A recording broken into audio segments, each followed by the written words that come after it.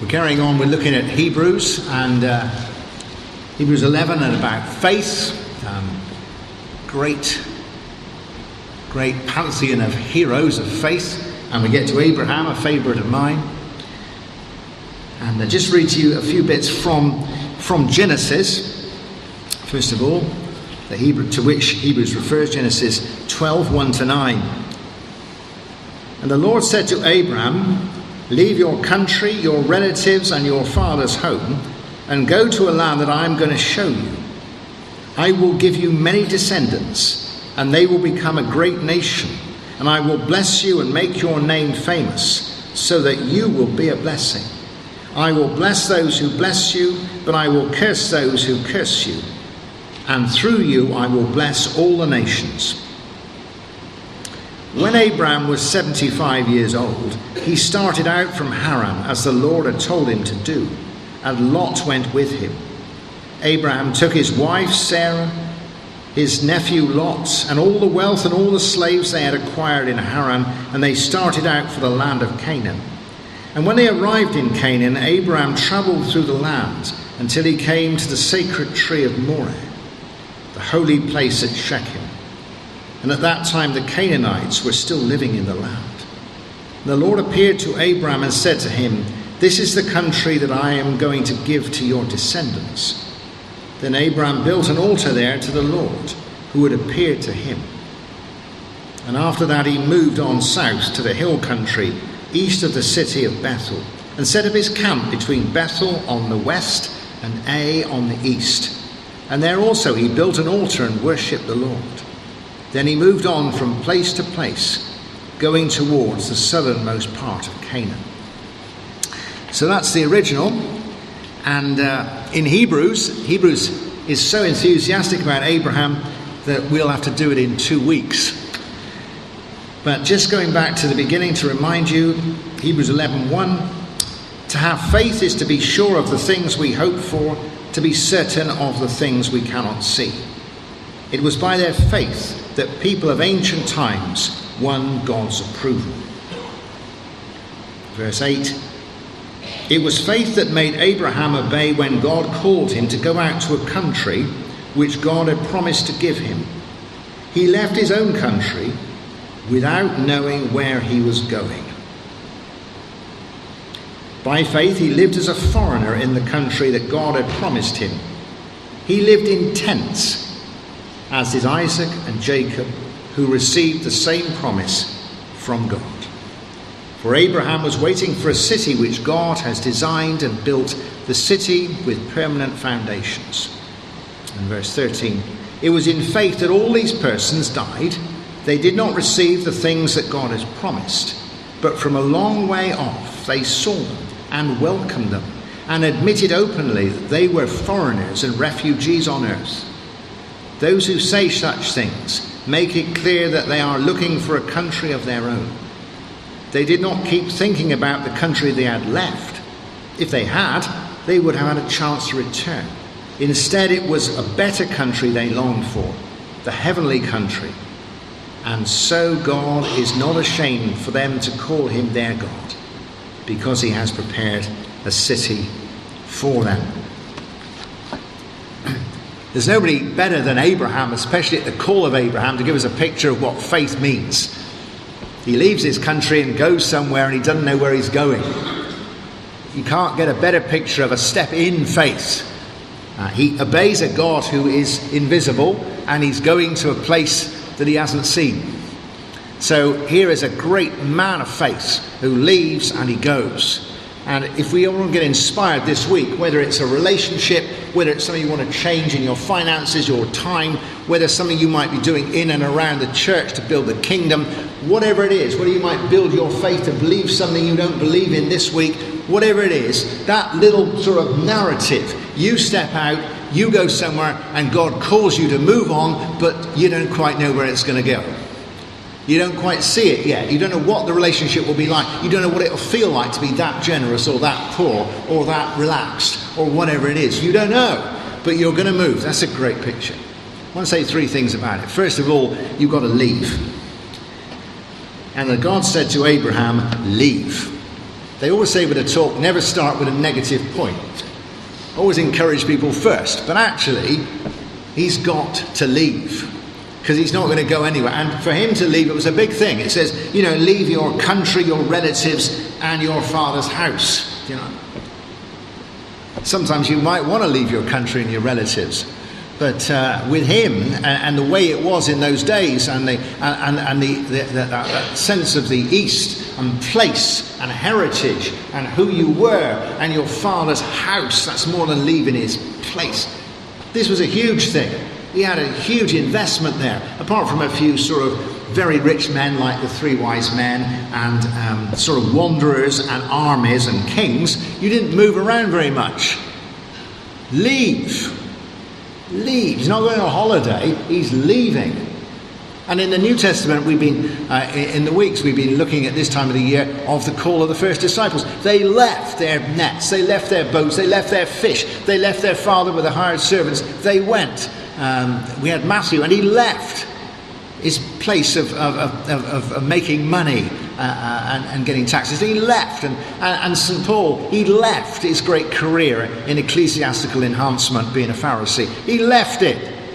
You leave before you go, otherwise you... And we are called to leave things. Every time you have an aspiration to move on in faith, you will be somewhere different. And if you are somewhere different, you will not be where you are now, and you will have to leave it. You cannot be more generous and equally mean. You cannot make more time for people and still have the same amount of time for yourself. And so on. You're going to leave. If you want forgiveness with somebody and healing a relationship, you need to leave the attitude. It means that I'm saying these people are a pain in the neck. That attitude, you need to leave it. We need to leave. And you need to do it first. The first thing Abraham does is he leaves before he sees where he's going. I love it. The other way around, don't you? I want a great vision, I know where I'm going, then I'll leave. This is where we are, then I'll leave. It's just like when you're stuck in one of these terrible regional airports, isn't it? You've been stripped to the skin. They've taken all your stuff away to make sure you're not hiding anything. I want to be on the beach in the Mediterranean first. And then I can get through all that stuff of leaving. I don't want all the leaving. And can you imagine? You're going through all this at the airport, and then it says on the thing, flight so-and-so to, and it doesn't say where it's to. I mean, it could be going anywhere. Could be going to Milton Keynes. He left not knowing where he was going, because the Lord had called him. That's the faith step, isn't it? It happens first. And when you try and move forward in faith, I find that you often find a sense of tethering. There would have been tethering with relatives and all this. This is a highly sophisticated country. This part of Mesopotamia, because of its richness and its geography, with Egypt, were the two main parts of the Fertile Crescent. This was sophisticated. They were building ziggurats there when we were still in caves. This is a place not to leave. There's a lot of tethering. And you find in your own life that when you try and move on, you are more tethered than you thought. We had more traditions, more habits, more hang-ups, more vested interest than I thought,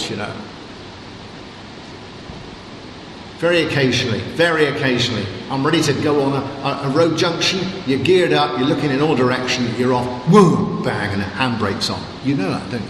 You've all been there. It's embarrassing. It's always when you're taking somebody else in the car. You want to move, but you're tethered. And the number of times I've been running down the prom at a moderate speed and stepped on my shoelace, my running lace, which has become loose. That is a typical example of trying to move without moving. The more you push, the more you fall, because you're holding yourself down, When I was in a previous circuit, the super and I had a brilliant idea of buying this big, empty, blue warehouse. And we thought this would be great for a modern church, big. So I thought, this is going to be great. We thought it was great. We thought if we sold all the churches, the Methodist churches in and around this place, we could all worship in this place. We thought it was a big ask. We took it to the circuit meeting. It went down an absolute bomb. I couldn't believe it. Oh, yes, we need to do this. And it wasn't until later that we realised that none of them had realised that it involved them closing their churches and selling them. We'd like to do something new, but we don't want to move, you know? Yeah, I'm not even mentioning Lidl, all right, but it's... yeah, but we need to move. Leave. That's a good thing. This week, when you think you're going to move forward in faith, see what you're going to leave. And then he moves on in faith. Now, sometimes in the Bible, you will be called to move on in faith, not like Abraham exactly. For instance, you'll have a vision of what you've got to do, and you will know how you're going to get there, but it will be challenging and difficult, really picking up your cross and you can see all the way. Somebody like David, you know, he left his sheep, he saw the army, he saw Goliath, he saw the problem, he got the stones, he got the sling, and he killed him. It was not easy. It was very difficult. He had faith in God, but at least he could see where the faith was going and what he had to do. Somebody like Moses, though, was different. Moses could see where he was going, but he couldn't see how he was going to get there. He knew he was going to worship God on this mountain, on Sinai, so he left, going towards Sinai, and he left the Red Sea that was in between to God. Sometimes we do that in faith. We move, God gives us a vision, but we don't know how we're going to do it. But with Abraham, it's different. It's quite inspiring to feel he left not knowing where he was going. That cannot be quite true, can it? Because he could have been gone from Ur in the Chaldees in any direction. So probably he followed the Fertile Crescent round, which goes north of the desert, right round through Syria, through what's now Israel and down into Egypt. It's a bit like God saying to you, go northwest. And you say, well, how far? Just go northwest. He moved. He had a general feeling that that's where he was going to go. It was part of departing, you know. He moved. He didn't know he was going to finish up, but he got on the road. And I think in the New Testament, we have Jesus. And so you can say, Jesus says to those disciples, follow me. You say, where are we going? We don't know. None of them knew where they were going, but they knew they were going with Jesus. So to that extent, that gives us a good picture that we move in faith. We follow Jesus in a general way. I want you to be more loving, more prayerful, read the Bible more. I want you to be available to this and lay that down. You're in a general motion, you know, a general motion, a general departing. You might not know quite where you are, but you're following Jesus, wherever that might be. And again, sometimes when we are making steps of faith, God will take us to just do that, and then there's some more guidance. Just do that, and then there's some more guidance. You feel that with Elijah, don't you? He gets moved to the mountain, then there's a new word, and then he's moved off to his next thing. The disciples with the feeding of the 5,000. How are we going to feed 5,000? Don't worry, just make them all sit down. Then we'll do the food. It's one step after another. And this week, sometimes you'll make a step, and then God will say, this is the next move. I remember playing wide games with Crusaders where something happened like this.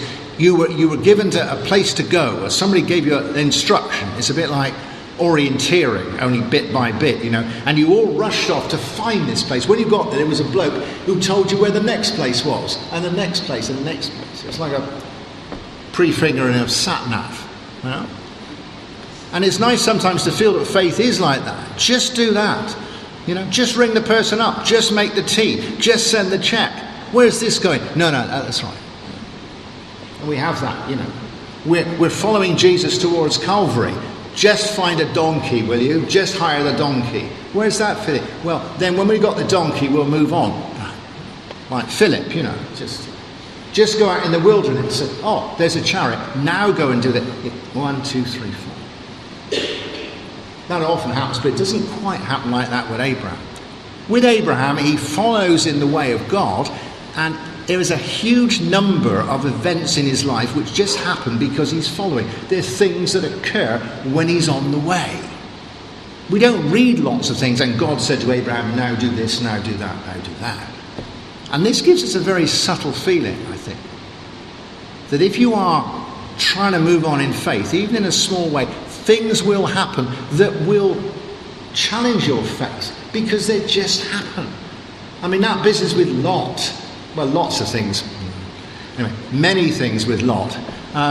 That so many sideshows. When Lot gets in a battle on the wrong side, and it's lovely, it says he was captured along with the booty. And the kings all went off with the booty and Lot. And Abraham said, oh, gosh. And so he gathers all his people and goes to fight a battle and returns with the booty and his nephew, What is this about? It's just something that happens when you leave Ur of the Chaldees and go and follow God in faith.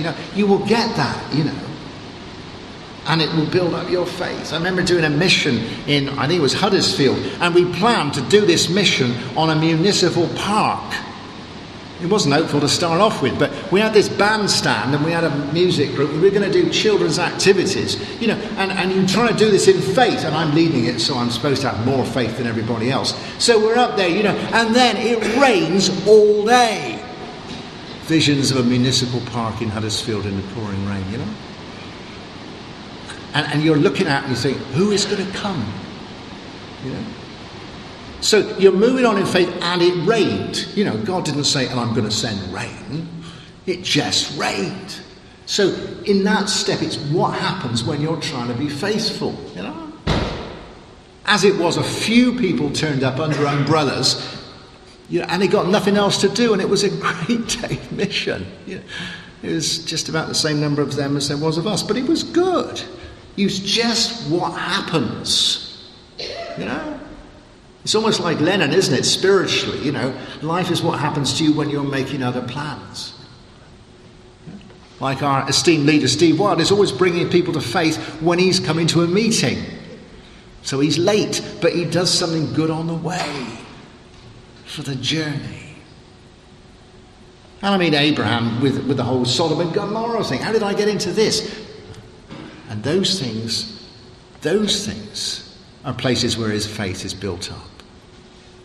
After all, it was after he'd gone and captured the loot and brought back his errant Lot.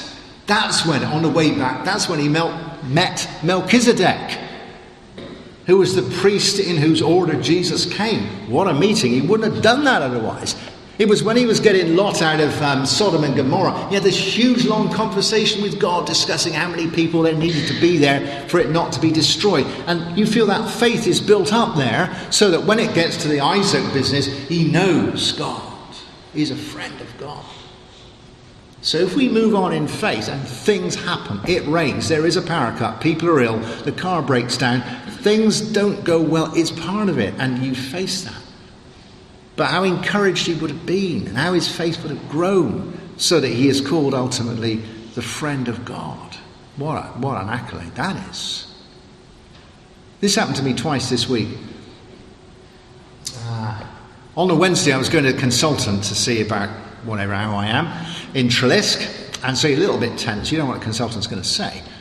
So you're walking in, great man of faith, walking in faith but a bit nervous, So we came to the first part of the prayer meeting here, which is great. So I was with it for the first half an hour or so, but I'm a bit nervous in the prayer meeting, not about what the consultant's going to say, but if I'm going to get to Trelisk on time. Traffic, parking, all that stuff, car breaking down, all that. But also, I parked the car in this car park. This is the worst place in the world to park a car if you want to get out in a hurry. It's like a triangle with a small gap, isn't it? And I'm thinking, the ladies are going to come for the dance class and they're going to block me in. Oh, man of faith. And I'm just praying about this, and then I leave the meeting, I go down, there's no one there, wonderful.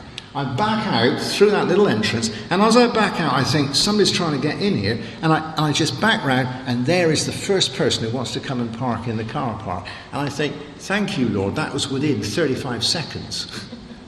But what was interesting is not, I thought, I've got out the car park, I thought, we're going to be all right today. Because God has his hand on this, And so the faith walk will go on. The other thing in the week was that I was going out to see somebody, and we're going to have I hope to have an interesting conversation. I did have an interesting conversation, but it was black and it was wet. And those of you who know where I live, you've got to back all down this lane. I'm a good driver, and I'm good backing down there in the daylight. But I am terrible driving down there, backing down there. Some of you have experienced this.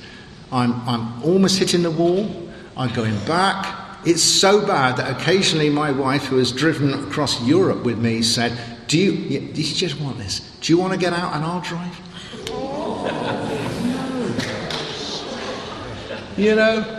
And I don't want to be overpious about this, but it was very black and very wet, and I said, Lord, I am tired. I need to get to this thing. Will you see me down this back? Right. Maximum concentration, bending the neck, everything like that. And at a moderate pace, I went straight down that there. I probably will never do it again. I went straight down there, no wobble, no near the wall, no coming back, straight to the end. And you think, wow, what's the statistical probability of that? But then you think, it's going to be a good evening. You see, I've been there and I've been there. By faith, we move on. Final thing. We're on a journey and we're being built up in our faith by the things that happen, but you never actually finish the journey. You never settle. We read that Abraham, he said he lived as a foreigner in the land that God had promised him. An alien is the word that's used. And he never settles. We read that in verse 12 of Genesis 8, he set up camp between Bethel on the west and Ai on the east. Lots of small city-states, and he camped between them. He didn't join them, you know. He was there, but he wasn't settling. He wasn't compromised. He built his own altar. When we move on by faith, we become increasingly out of kilter with the rest of the world. Because we are worshipping a God who they do not see, and we have faith objectives that they do not understand, we are moving out of kilter with them. Can you imagine an interview with Abraham? When one of the people who was local, one of the Canaanites, said, well, what are you lot here for then? And he said, well, actually God, our God, has promised your land to us. It's not going to be a good interview, is it? You know? They didn't understand. Are you going to fight for it? No, I'm just here. I'm just here. You know, it doesn't work at all. And when you do something and you move and you leave, then your family may not understand and your friends may not understand because they haven't left and they haven't moved. And it doesn't make sense. When the church makes a stand on something moral, that the Cornishman will not understand because the Cornishman has never, ever, ever moved, you know. And sometimes the world will say, where are you on this? Where are you on this?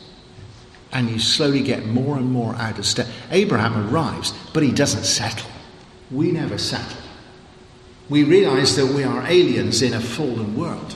We realise that if we are going to be in tune with God, we're not going to be in tune with that. And they don't understand, but we go forward. If you and I, in days gone by, on a nice summer day, had said, let's have a walk across Salisbury Plain, and you got your Ordnance Survey map and you said, yeah, here are the woods, here are the tracks, this would be lovely, we'd walk across this valley, we'd walk up there and a great view and have a picnic there. And I've got another map because I work for the army, and my map has got the same hills and the same roads, but my map has got lots of red dotted lines on it and arrows and numbers, and I know where the minefields are. So I walk on a different route, and you don't understand it because you've not got my map. They won't understand us either. We walk by faith. We walk to the beat of a different drum. And we are out of kilter. He arrived, but he didn't settle. He didn't land. But neither did he build his own city. He lived in tents. It was provisional. And here we finish with Hebrews in its most brilliant way. It says he didn't settle for two reasons. One, because he hadn't got the land yet. Well, that wasn't going to come, till the conquest, did it? That is not going to come for hundreds of years. Nobody's going to build Jerusalem until David builds it, centuries afterwards. And so he's still waiting to see what God is doing. He's still living in faith with something he hasn't yet got.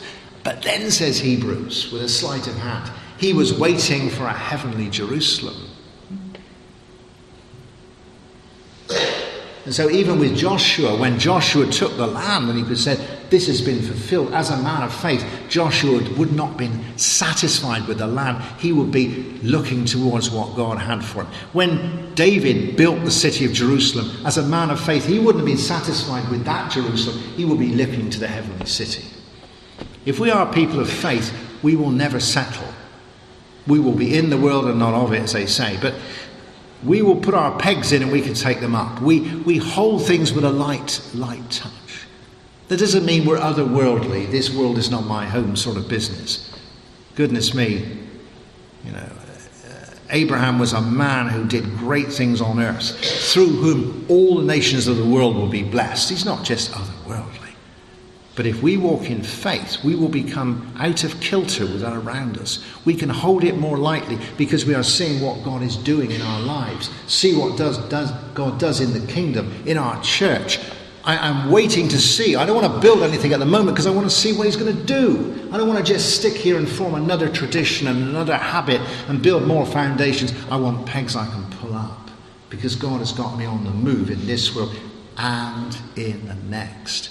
Because you get the habit of having faith in God and believing in God, then we are into the heavenly Jerusalem and not just this. What a perspective that is. I encourage you this week to move on in faith, to leave something and not be quite sure where it will turn out. That is really good. And let God lead you on. And in faith, see what happens and let him build your faith as it happens. Where are we going? Wow. And never to settle for anything less than what he has for us.